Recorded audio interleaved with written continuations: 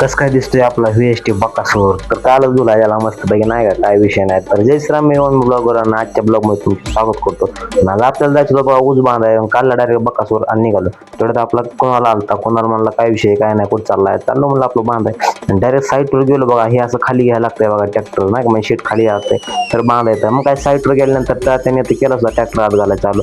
मी लावला होता गोगल, तुम्ही म्हणा गोगल लावला तर ऊन इतकं बेकार लागत होतं त्यामुळे गोगल लावला. आणि जी माती उचलायला चालू केली कसं आहे रपार रपार.